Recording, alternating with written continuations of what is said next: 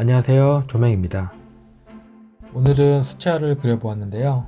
요새 인기 있는 다이소 고체 물감을 사고 급하게 검색을 해서 파브리아노 조그마한 수채화 용지를 사고 집에 굴러다니던 수채화 붓을 찾아내서 바로 시작을 했습니다.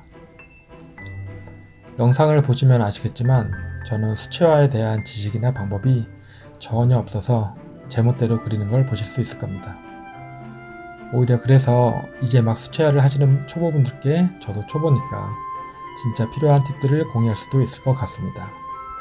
영상 중간중간에 수채화를 그리면서 생각나는 팁 또는 관련 내용을 자막으로 넣을 테니까 천천히 봐주셨으면 좋겠습니다. 저는 수채화를 초등학교 수업 말고는 진짜 10번 정도 해봤을까? 한 5, 6년 전에 새해 다짐으로 올해는 수채화를 꼭 한번 해보자라고 마음먹고 그렸던 그림이 한 3, 4장 정도? 이게 가장 최근 수채화였어요.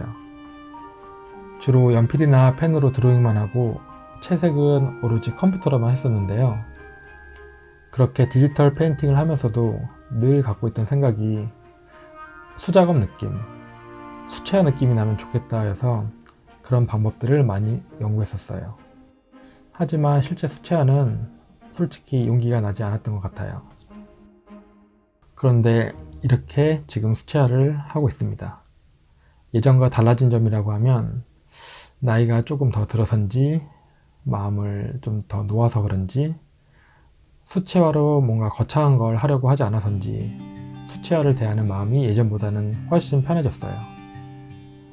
수정이 어렵다고 하지만 틀리면 뭐 포스터 물감 흰색으로 지우고 다시 하지 뭐.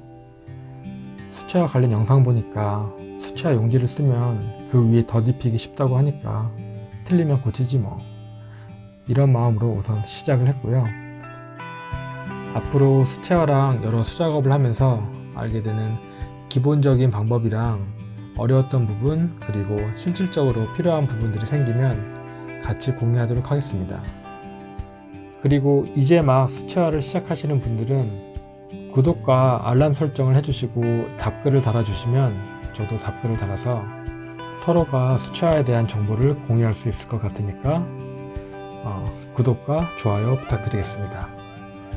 영상 중간중간에 자막들을 참고하시면 도움이 될 수 있으니까 천천히 영상을 봐주시면 또 감사하겠습니다. 그럼 행복한 하루 되시고요. 같이 한번 수채화를 배워 나갔으면 좋겠습니다. 안녕히 계세요.